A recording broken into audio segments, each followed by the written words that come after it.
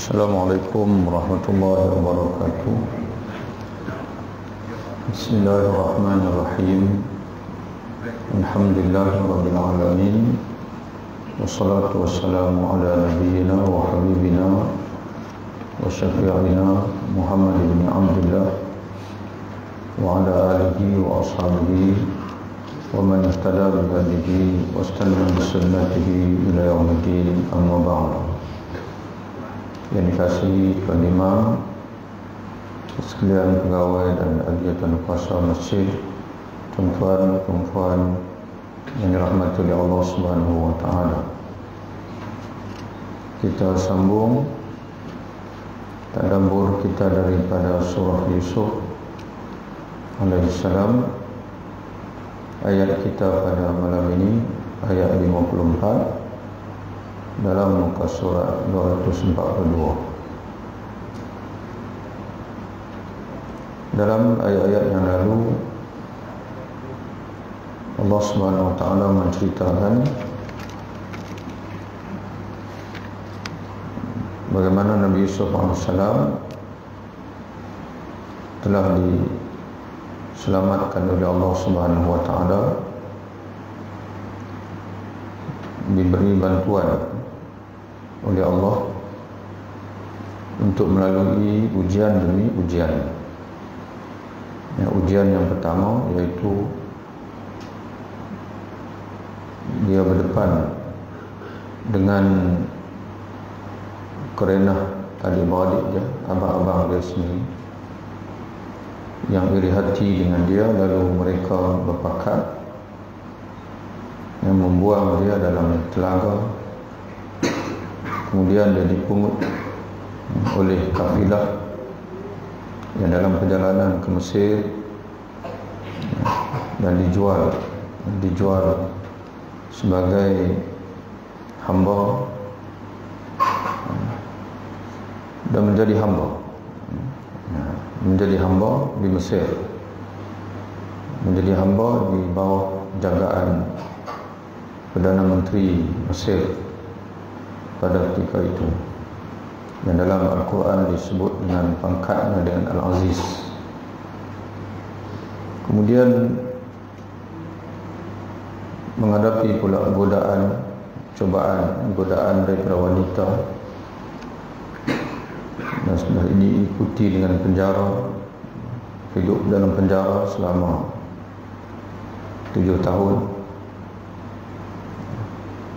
dan akhirnya diselamatkan oleh Allah Subhanahu wa taala melalui anugerah yang Allah Taala berikan kepada Nabi Yusuf AS, iaitu kepandaian dia mentafsir mimpi, untuk menjadi sebab dia bebas daripada penjara apabila dia menghuraikan mimpi raja.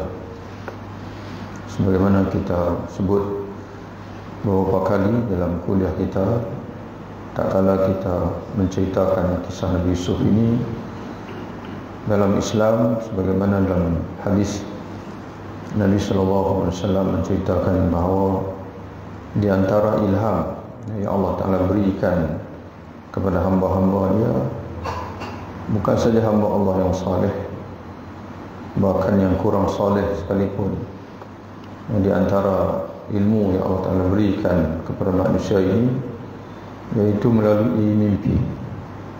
Dalam hadis Nabi menyebutkan mimpi yang baik daripada Allah, mimpi yang buruk daripada syaitan, dan di sana ada adghafu ahlam, iaitu disebut dengan igawan ataupun orang Melayu kata mamai. Jadi tuan-tuan sekalian, raja ditakdirkan Allah bermimpi yang beri alamat tentang musibah yang bakal menimpa Mesir, iaitu kemarau yang akan menyusul setelah 7 tahun subur. Jadi dia bermimpi di mana dia melihat dalam mimpinya itu 7 ekor lembu yang gemuk, yang segar bugar dimakan oleh 7 ekor lembu yang kurus, dan dia melihat juga dalam mimpinya itu 7 tangkai yang hijau, dan 7 tangkai yang lain yang kering. Yang 7 tangkai yang hijau, kemudian 7 tangkai yang kering. Itu menunjukkan 7 musim subur yang akan diikuti dengan 7 tahun subur yang akan diikuti dengan 7 tahun kemarau. Itu yang ditafsirkan oleh Nabi Yusuf AS. Jadi mengisyaratkan bahawa dalam 7 tahun yang subur itu mesti dimanfaatkan untuk menyimpan hasil tanaman bagi menampung 7 tahun yang berikutnya kemarau. Itu maksudnya. Jadi kalau tidak dilakukan polisi ataupun dan tidak dibuat perancangan yang baik, bayangkanlah tuan-tuan sekalian 7 tahun kalau kita tak simpan. 7 tahun subur itu hasil tanaman itu dibazirkan, tidak disimpan. Bayangkanlah 7 tahun yang berikutnya kemarau, macam mana rakyat nak hidup. Jadi Allah Ta'ala bagi ilham, Allah Ta'ala bagi alamat kepada raja melalui mimpi. Tapi bila raja tanya kepada menteri-menteri dia, maka kata adghasu ahlam, yang mimpi itu tak usahlah tuanku ambil hirau, itu semua adalah mimpi-mimpi kosong. Pandai mereka ada tak arti dan sebut begitu. Tapi bila dirujuk kepada Nabi Yusuf AS, maka Nabi Yusuf menceritakan takbir mimpi tersebut. Jadi pada zaman Nabi SAW sendiri pun, Nabi biasa mentakbirkan, mentafsirkan mimpi sahabat-sahabat.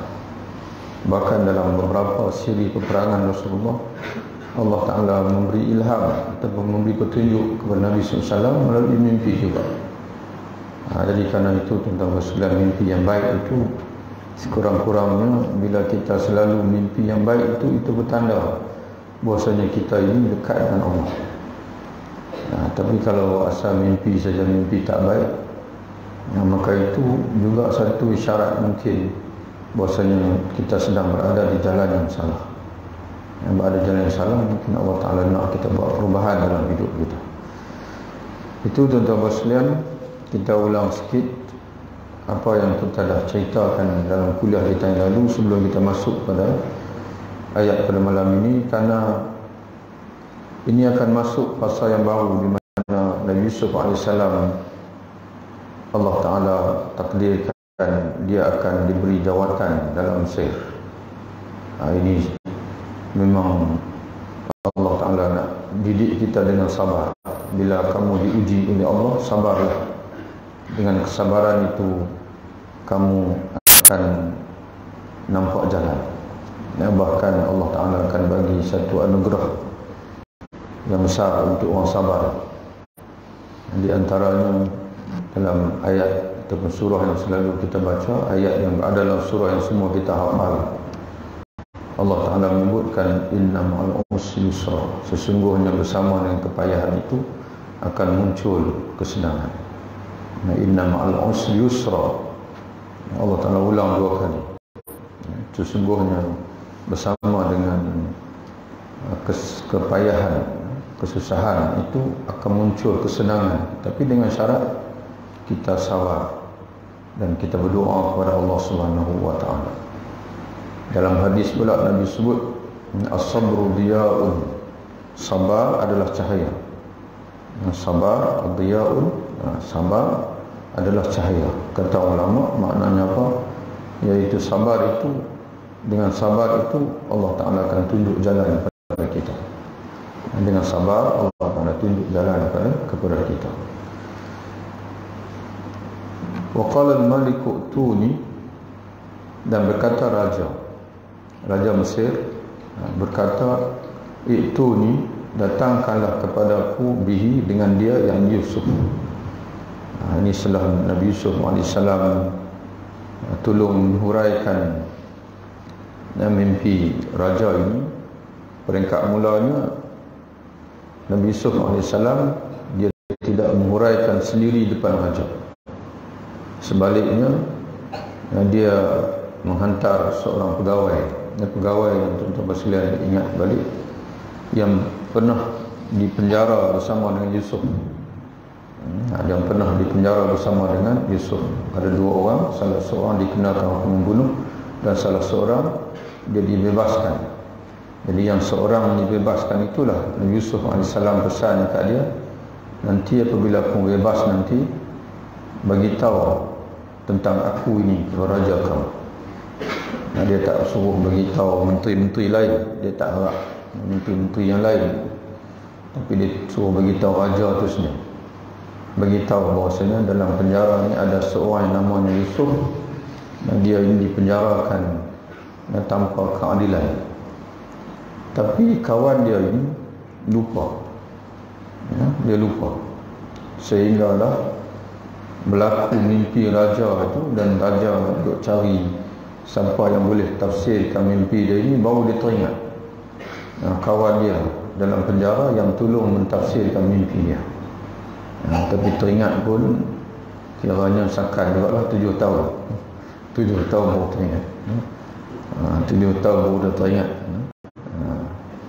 Jadi dia pun kata dekat raja, ada orang yang boleh tafsirkan mimpi tuanku tu, tapi dia duduk dalam penjara. Izinkan saya untuk bertemu dengan dia dan saya sampaikan mimpi raja kepada dia untuk dia tafsirkan. Jadi dia berjumpa. Ringkas cerita tuan-tuan sekalian, bila raja mengetahui kebijaksanaan Nabi Yusuf AS ini, maka raja pun kata kepada pegawai dia, "Ituni bihi astakhlishu li nafsi." Kamu bawalah dia datang bertemu denganku, yang namanya Yusuf, yang telah pun mentafsirkan mimpi aku itu. Astakhlishu li nafsi, aku hendak memilih dia untuk menjadi orang yang khusus bagiku. Di sini dia kata untuk aku lantik sebagai penasihat bagiku. Falamma kallamahu, maka ketika raja bersembang dengan dia, kallamahu, bercakap dengan Nabi Yusuf AS, qala innaka al-yawma, raja berkata kepada dia, innaka, sesungguhnya kamu, al-yawm, pada hari ini, ladaina makinun amin, di sisi kami dilantik sebagai seorang yang diberi pangkat, aminun, lagi diberi kepercayaan. Jadi sekarang ni aku nak lantik kamu ni sebagai makinun. Makinun ai zu makanatin, orang yang diberi pangkat. Aminun, dan kamu akan diberi amanah, akan diberi jawatan. Maka raja pun minta dalam tafsir menceritakan, raja minta supaya dia ulang semula tafsiran mimpi yang dia sebut pada pegawai sebelum ni, beserta dengan cadangan nak buat macam mana. Kamu dah sebut kata 7 tahun nanti, 7 tahun Mesir, bumi ni akan kekal, Mesir akan kekal subur, dan di 7 tahun pula kemarau. Dia nak buat macam mana tu? Lalu Nabi Yusuf AS mencadangkan, tuanku kena susun bagi elok pertanian di Mesir.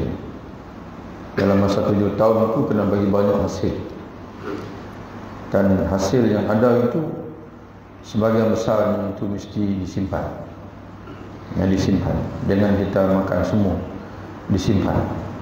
Nanti bila datang 7 tahun kemarau itu kita akan buka lah simpanan kita itu, kita akan uruskan dalam masa 7 tahun kemarau itu dalam bentuk catuan. Nanti kita akan jumpa ayat nanti di mana bila datang rombongan untuk minta bantuan dari Mesir pun, setiap orang hanya dibagi 1 muatan unta saja. Dia tak boleh lebih. Dia kena beritahu keluarga banyak mana. Dia akan dibagi mengikut dipanggil keperluan saja. Lalu Raja tanya pula Yusuf, siapa yang nak tolong urus? Lalu maka pada ketika itulah Allah Ta'ala cerita, Nabi Yusuf berkata, ij'alni ala khazainil ard, jadikanlah aku sebagai orang yang menguruskan pembenaraan bumi Mesir. Mana menteri kewangan lah. Mana dia minta. Tadi Raja dah sebut dah bahasanya kamu ni akan diberi jawatan kedudukan. Oleh kerana tuanku dah sebut nak bagi jawatan dekat saya, dan tuanku pula tanya macam mana nak uruskan, jadi sekarang ni lantik saya untuk menguruskan khazainil ard, al-ard Misr, untuk menguruskan kewangan pembendaraan di Menteri Ekonomi lah kita kata di Mesir ini. Ini hafizun alim, sesungguhnya daku, kata Yusuf, seorang yang hafiz. Hafiz ni mana pandai, dipanggil pandai menjaga pembendaraan dengan baik. Alimun, lagi tahu, boleh menjaga dan juga tahu macam mana nak jaga.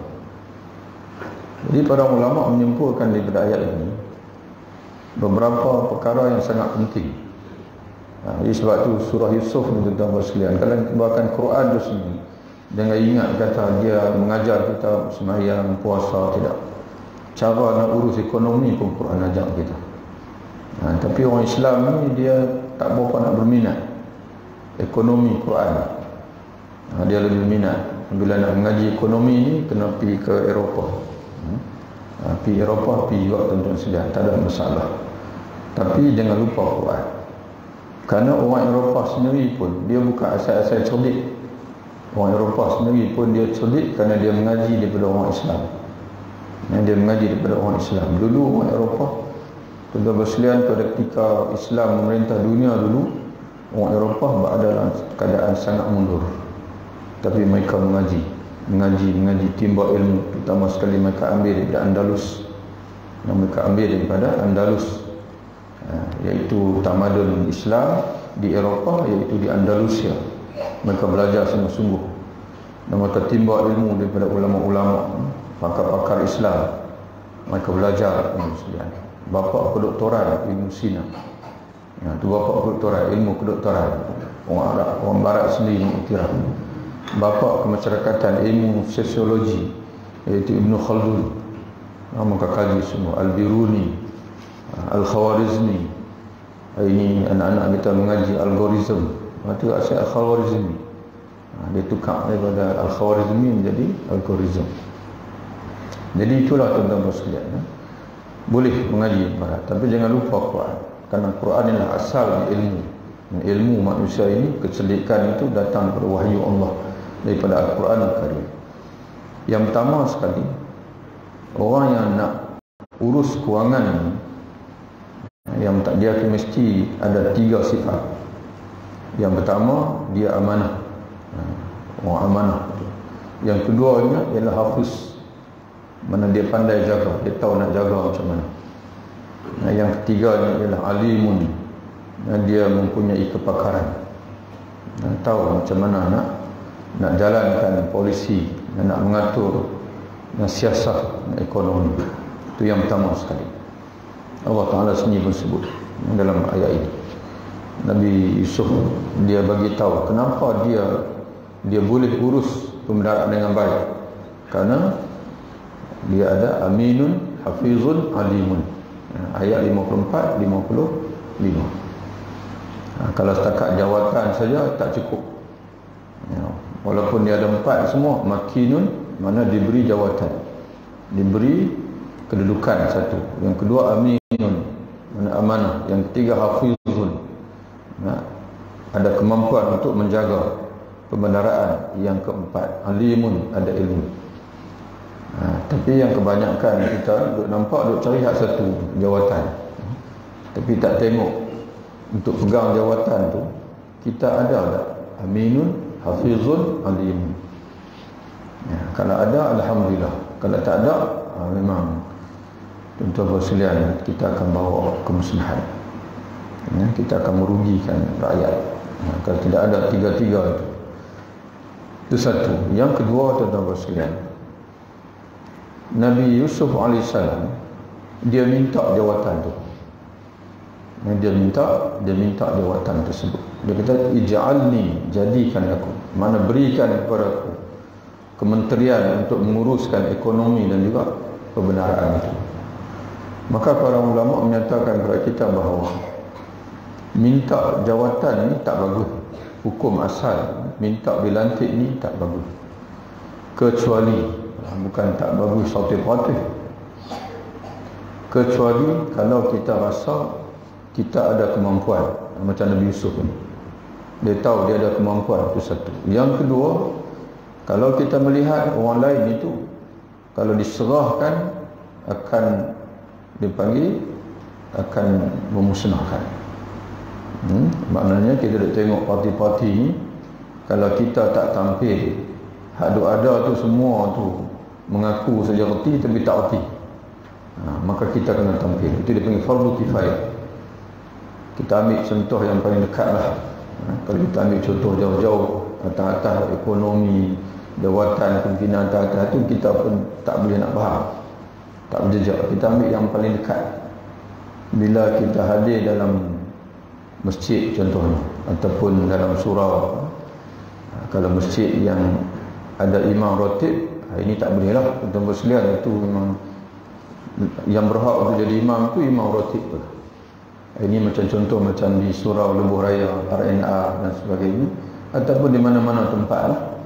Kita dalam grup kita hadir, kita ada parti-parti, tengok orang lain semua ni baca tak apa nak elok, ataupun memang tak ada kelayakan jadi imam, tapi kita tahu kata kita ada kelayakan jadi imam, maka pada ketika tu kita kena naik. Tak boleh kita duk naik lah. Bila dia naik, tuan-tuan sekalian, baca Fatihah pun tunggil langgar. Jadi dari segi hukumnya, dan Nabi sendiri pun sebut, ya ummukum aqra'ukum lil Quran, hendaklah mengimamkan kamu orang yang paling pandai bacaan Quran. Nabi sendiri pesan begitu.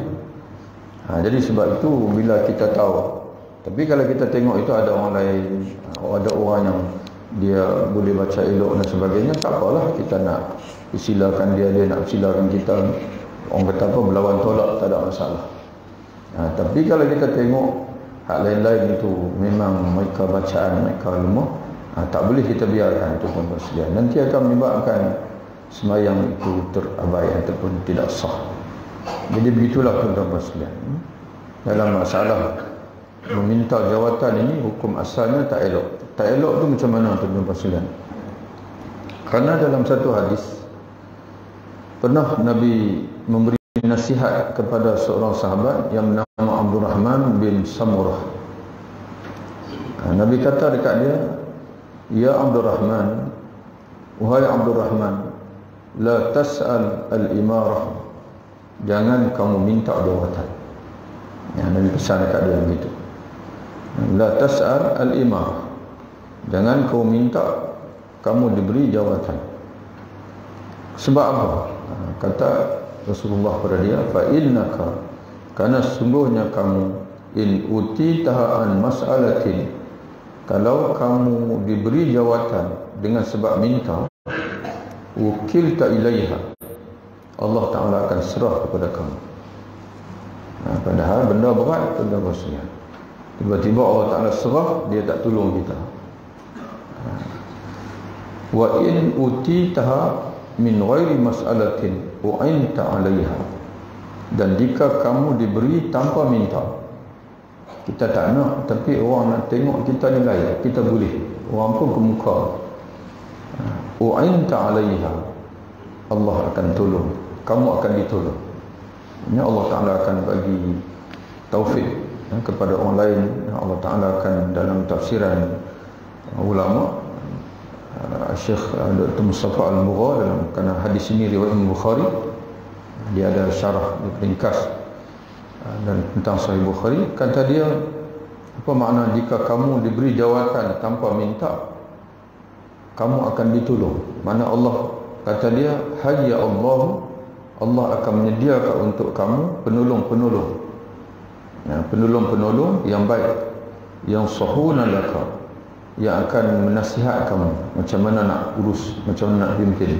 Yusaddiduna khutaka, dan memperlengkapkan perjalanan kamu, langkah-langkah kamu, bitaufiqin Allah, dengan taufik daripada Allah. Itu jawatan. Kalau kita tak minta, orang tengok kita layak, kemukakan kita, dan kita pun ada parti-parti juga, orang lain semua dah tak mau, tapi pemimpin ni kena ada. Pemimpin ni kena ada.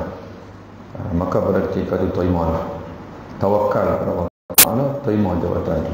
InsyaAllah tuan-tuan sekalian, Allah Ta'ala tentu. Tapi nak pisau muka jangan. Jangan pisau muka, lantik saya. Nanti Allah Ta'ala akan wakilkan. Allah Ta'ala akan serah dekat kita seorang-seorang. Orang kita kata apa, tekut yang konting seorang-seorang. Duk menerima beban. Jadi tuan-tuan sekalian, boleh, bukan tak boleh nak minta jawatan, tapi dengan syarat orang lain tak ada. Orang lain tidak, kita parti itu maknanya orang lain itu tak berapa sesuai, kita ada kepakaran, boleh tuan-tuan sekalian. Dia masuk dalam bab fastabiqul khairat, menawarkan diri, offer diri untuk menjadi pemimpin dalam keadaan umat memerlukan, itu dipanggil fastabiqul khairat, berlumba-lumba untuk melakukan kebaikan. Wa kadzalika, kemudian kata Allah, demikianlah kata Allah, makanna li Yusuf, kami memberi kedudukan kepada Yusuf, Nabi Yusuf alaihissalam, pada Yusuf fil ardi, di bumi, yakni di Mesir.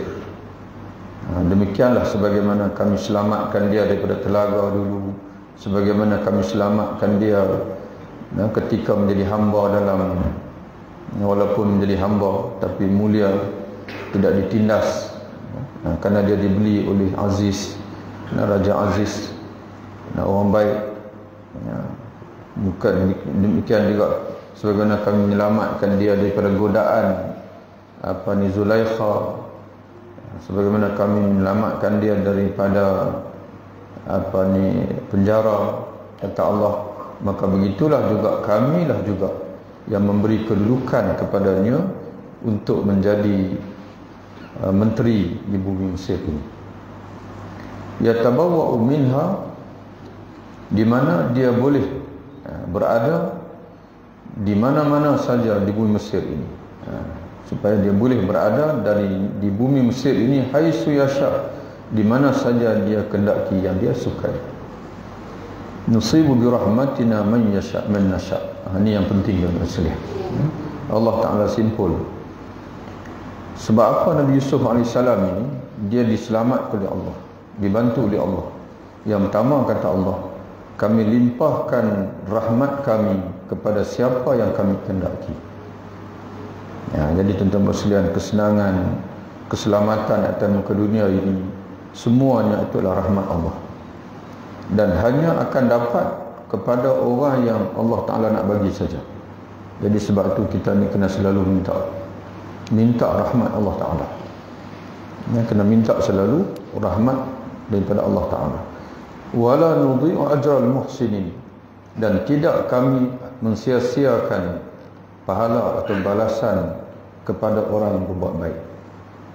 Jadi tuan-tuan sekalian, kita ulang balik. Awal kita buka surah Yusuf ini, kita dah sebut dah bahawa dalam surah ini Allah Ta'ala sebut perkataan al-muhsinin ni 5 kali.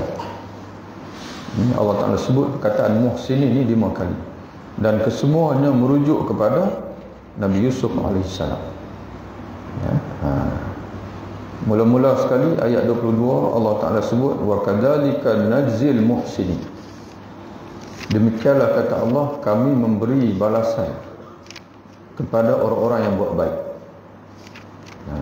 Bila Allah Ta'ala sebut Nabi Yusuf AS ketika mana dia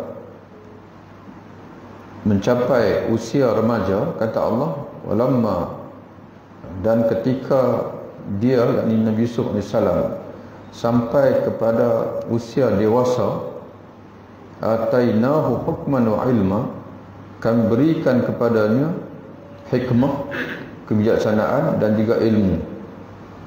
Kemudian kata Allah, wa kadzalika najzil muhsinin, demikianlah kami membalas orang yang buat baik. Itu yang pertama. Bila dia dewasa, muda, remaja, matang, kata Allah, kami beri kepada dia hikmah, kebijaksanaan dan juga ilmu. Sebab apa kami beri? Kata Allah, kerana demikianlah kami memberi balasan kepada orang buat baik. Sebab dia baik, dia muhsini, dia sentiasa melakukan kebajikan, kebaikan. Kebaikan ni tuan-tuan dua benda yang Allah Ta'ala nak kita buat. Satu, untuk Allah Ta'ala, berbuat baik, berbakti kepada Allah, iaitu taat kepada Allah. Yang kedua, sesama makhluk. Jadi sebab itu kita tengok Nabi Yusuf AS ketika dia dalam penjara tu pun, dia sentiasa menjadi orang yang membantu orang dalam penjara tu. Siapa yang susah hati, semua mai jumpa dia tolong semua dalam penjara tu. Sehingga kan dalam penjara sendiri pun tuan-tuan sekalian, dalam ayat 36, yang kedua Allah Ta'ala sebut Al-Muhsinin, ayat 36, iaitu pengakuan daripada orang dalam penjara sendiri, inna naraka minal muhsinin. Tak kala dua orang sahabat dia yang sepenjara itu mengadu mimpi mereka itu, maka kata apa? Nah, tolonglah tafsirkan mimpi kami ini, kerana kami melihat kamu daripada orang baik. Jadi bukan saja Allah Ta'ala mengakui Nabi Yusuf ni baik, yang ayat tadi, dengan sebab dia baik, maka dia dibagi ilmu oleh Allah. Wa kadzalika najzil muhsinin. Orang dalam penjara, manusia pun mengaku dia baik.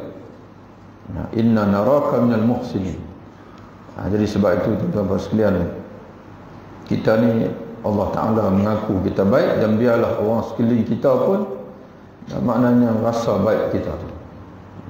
Jadi sebab itu Nabi sendiri pun sebut dalam satu hadis, Nabi kata, barang siapa yang ingin dia dimurahkan rezeki dan dipanjangkan umur, jagalah hubungan dengan orang lain, jaga silaturahim dengan orang lain. Barang siapa nak dia dipanjangkan umur oleh Allah dan dimurahkan rezeki, falyassir rahimahu, hubungkan silaturahim, jaga hubungan dengan keluarga dan kawan-kawan, insya-Allah umur panjang, kemudian murah rezeki. Para ulama mengkaji apa kaitan umur panjang dengan murah rezeki. Murah rezeki ini dengan jaga silaturahim. Bila kita jaga silaturahim dengan orang lain, orang kesian kat kita, orang kasih kat kita, orang sentiasa sebut yang baik-baik dengan kita. Tapi kalau kita ni Muslim menimbulkan masalah, sampai tahap orang kata dia tu kalau mati lagi baik. Pendeklah umur kita, jawab dia. Suka menipu orang lain, suka begitu, suka begini, menyusahkan orang lain dan sebagainya, sehingga kan orang dia panggil apa, mendoakan kita tu secara tidak langsung. Kalau kita ni baik, insya-Allah orang suka kat kita ni, orang kata dia tu memang saya memang suka semua jumpa dengan dia. Jadi makna begitulah tuan-tuan sekalian. Kemudian hujung nanti kita akan jumpa, ini seolah macam kesimpulan hujung surah. Allah Ta'ala sebut lagi, innahu, sesungguhnya, man yattaqi, barang siapa yang bertakwa kepada Allah, wa yasbir, dan sabar, fa innallaha, maka sungguhnya Allah, la yudhi'u ajral muhsinin, tidak akan mensia-siakan balasan baik kepada orang yang sentiasa melakukan kebaikan. Jadi tuan-tuan sekalian, rahsia Nabi Yusuf AS ni, dia diselamatkan oleh Allah, dijaga oleh Allah walaupun melalui berbagai ujian, tapi dia diselamatkan oleh Allah sebab apa? Muhsinin, kerana dia sentiasa buat baik, sentiasa. Jadi kita pun sama juga tuan-tuan sekalian, berazamlah hidup ni untuk kita buat baik, yang baik dengan Allah Ta'ala dan juga baik sesama makhluk. InsyaAllah kita sentiasa bahagia. Kalau mati pun mati yang baik, husnul khatimah. Tapi kata Allah, jangan ingat bahawasanya segala amal baik kita itu kita hanya mengharapkan pahala dunia, balasan dunia saja. Jangan, kata Allah, kerana sambung ayat selepas ini, wala ajrul akhirati, dan sesungguhnya pahala akhirat itu khairun, lebih baik, lilladzina amanu, bagi orang-orang yang beriman, wa kanu yattaqun, dan adalah mereka bertakwa kepada Allah. Jadi kebaikan Habuan dunia tu kita nak juga. Bila kita sentiasa buat baik, maka hidup kita bahagia di dunia. Tapi kita kena ingat bahasanya yang paling utama bagi kita ialah wala ajrul akhirah, pahala di akhirat nanti. Pahala di akhirat nanti itu lebih baik bagi orang beriman. Jadi nak dapat pahala di akhirat tu kena ada dua syarat. Yang pertama iman, yang kedua ialah taqwa. Jadi sebab itu tuan-tuan sekalian, kata Imam As-Suyuti, apa jadi kalau seorang itu dia baik di dunia, memang baik sungguh-sungguh. Kita jumpa tuan-tuan sekalian, ada orang memang dia baik, tapi dia tak beriman dan tak bertakwa. Yang dia baik. Ada orang bukan Islam yang suka tolong orang. Dia tak kira, bukan saja orang seagama dengan dia, orang Melayu pun dia tolong juga. Ada macam tu. Dan ada juga orang Islam yang dia baik dengan orang tapi tak sembahyang, pun kita jumpa juga. Kata Imam As-Suyuti, Allah Ta'ala tetap akan berlaku adil dekat dia, di mana Allah Ta'ala akan bagi kehidupan yang baik untuk dia di dunia. Jadi sebab tu kita parti tengok orang Cina, tuan-tuan sekalian, kadang-kadang orang yang berniaga elok, yang baik dengan orang kata orang Islam, tengok berniaga dia maju. Semua orang menimpa. Tapi dia kena beringatlah, kehidupan dunia ni sementara. Dia ada kehidupan yang lain selepas mati, iaitu kehidupan akhirat. Dan kalau nak dapat pahala di sana, dan di sana pahala di sana lagi baik kata Allah daripada balasan Allah di dunia ini. Sihat, perniagaan maju, makna senang hati di dunia. Itu dunia. Tapi kalau di akhirat kata Allah, mesti lilladzina amanu wa kanu yattaqun. Dia mesti beriman dan juga bertakwa kepada Allah Subhanahu wa taala. Wa ja'a ikhwatu Yusuf fadakhalu alaihi, dan datanglah saudara-saudara Yusuf dari negeri mereka Kanaan, iaitu Palestin, ke Mesir. Kalau mengikut Imam As-Suyuti rahimahullah dalam tafsir jalan lain, peringkat mula Nabi Yusuf AS ni dia jadi menteri kewangan saja, atau menteri pembenaraan, menteri ekonomi. Tapi selepas itu dia naik lagi pangkat dia menjadi Perdana Menteri, ambil jawatan tuan dia Al-Aziz tu. Itu jawatan mana tingginya Nabi Yusuf AS pada ketika itu. Kemudian masuk cerita baru, iaitulah Mesir dan juga daerah sekitarnya dilanda dengan kemarau. Mana 7 tahun subur itu dah selesai, dah habis. Nabi Yusuf AS pun tolong Raja Mesir untuk mengatur ekonomi. Kerana Mesir ini negeri pertanian sampai ke ini. Sampai ke ini kerana sungai Nil itu dia mengalir sepanjang Mesir. Dari sepanjang Mesir itu sungai Nil mengalir. Sungai Nil ni kalau tuan-tuan biasa pergi Mesir ni memang luas semua. Sungai memang cukup luas sungai Nil ni. Sungai yang tak pernah kering. Dia menjadi teras, dipanggil pertanian di Mesir. Musim dia tanam gandum, musim sejuk tanam gandum, musim panas tanam padi, dan sebahagian lagi tanam kapas. Itu dipanggil sumber sampai pelancongan. Kerana Mesir ini, dia di negara Mesir ini dia ada tamadun Islam. Itu yang paling ujung. Dia ada Fir'aun dan dia ada Rom. Mana sebab itu semua menimpa situ. Dia timpa situ. Dan Nabi Musa AS dia diiktiraf oleh 3 agama. Yahudi iktiraf, mana dia Nabi yang diakui oleh bangsa Yahudi, diakui oleh Kristian dan juga Islam. Jadi 3 dia panggil penganut ni akan timpa di situ. Jadi dia pelancongan pun hebat, pertanian pun hebat. Tapi Mesir ni termasuk salah satu negara yang paling miskin di muka dunia. Itu yang kita heran. Itu dia panggil salah pengurusan ekonomi. Pengurusan ekonomi dia salah. Di antara negara yang paling banyak hutang. Walaupun maknanya tak tahulah silap di mana. Jadi tuan-tuan, masuk bila bukan saja Mesir kemarau, negara-negara di sekitar Mesir pun kemarau juga. Dan Mesir ni selamat kerana polisi yang dibuat oleh Nabi Yusuf AS dengan ilham daripada Allah melalui mimpi raja dan diatur Nabi Yusuf AS mesti selamat. Tapi negeri-negara di sekitar dia itu tak selamat, menyebabkan Palestin yang dipimpin oleh Nabi Yaqub AS pada ketika itu, dia pun bagi arahan pada anak-anak dia. Anak-anak dia kata, kita sudah terputus atau hampir terputus bekalan makanan, dan aku mendapat berita bahwasanya di Mesir, negara berjiran dengan kita, dipimpin oleh seorang Perdana Menteri yang baik. Dia tak tahu kata tu anak dia, yang baik. Pergilah kamu dan bawa barang-barang yang kita ada dan tukar. Dia panggil tukar, mana tukar dengan dengan makanan. Maka Allah Ta'ala menceritakan, datanglah saudara-saudara Yusuf dari Kanaan. Kanaan ni Palestin. Palestin ke Mesir. Fadakhalu alaihi, lalu masuklah mereka kepada Yusuf, bertemu dengan Yusuf pada ketika itu, menjawab sebagai Perdana Menteri. Fa'arafahum, maka Yusuf serta-merta kenal mereka. Yusuf kenal mereka. Ini abang-abang dia. 10 orang semua yang pergi. Nabi Yaqub AS tak bagi mereka bawa anak dia yang kecil ataupun adik mereka yang kecil yang nama Bunyamin. Semua Nabi Yusuf AS, Nabi Yaqub ada 12 orang anak. 10 orang satu mak, 2 orang satu mak. Nabi Yusuf dan Bunyamin tu dia mak lain, 10 tu mak lain. Jadi Bunyamin adik kepada Nabi Yusuf tu, Nabi Yaqub tak bagi dia pergi sekali. Jadi 10 orang sajalah yang pergi ke Mesir tu.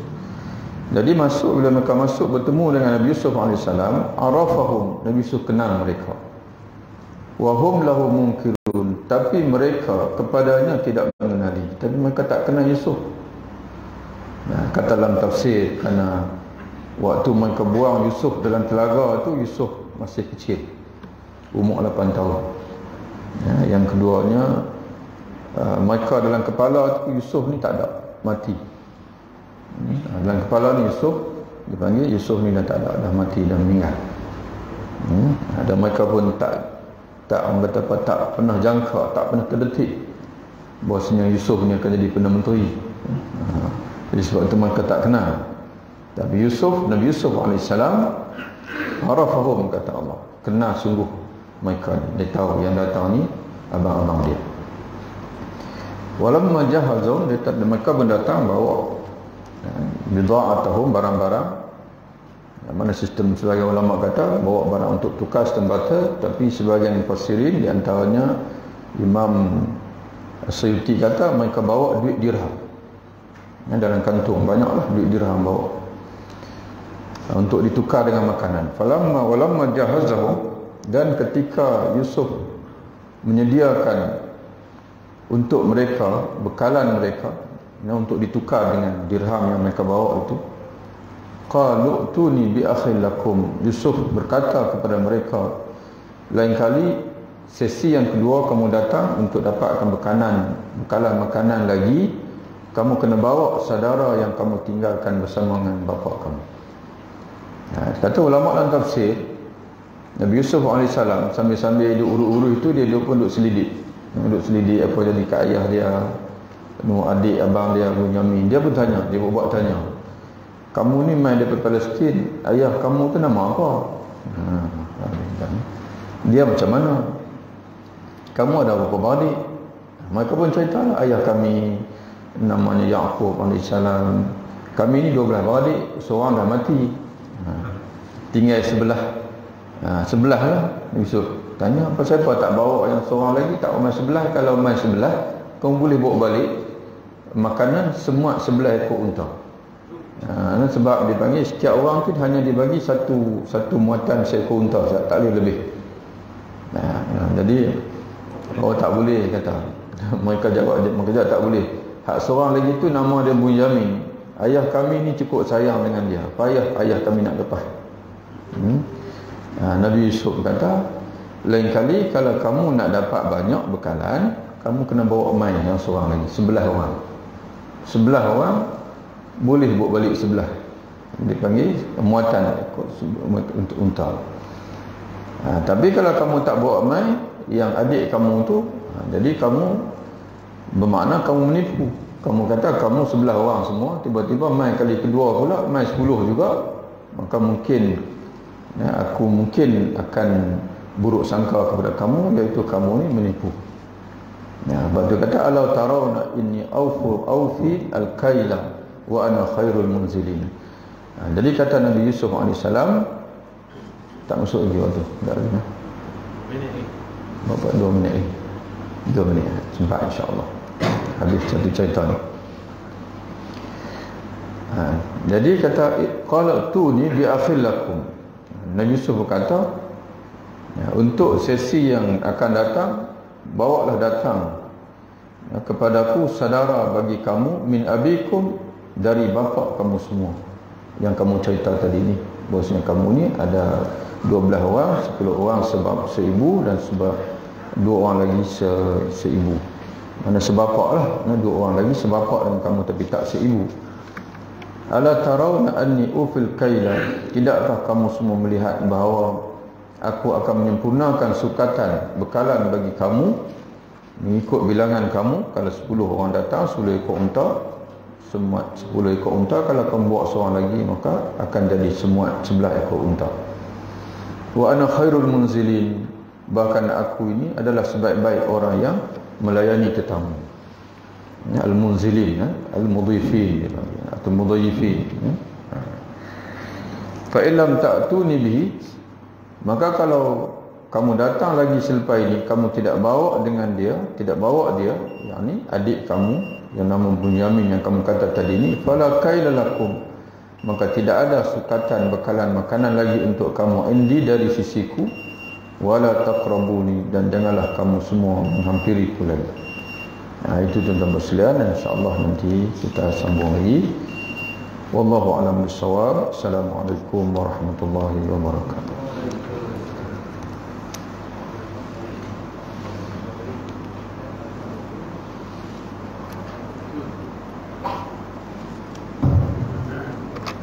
Allah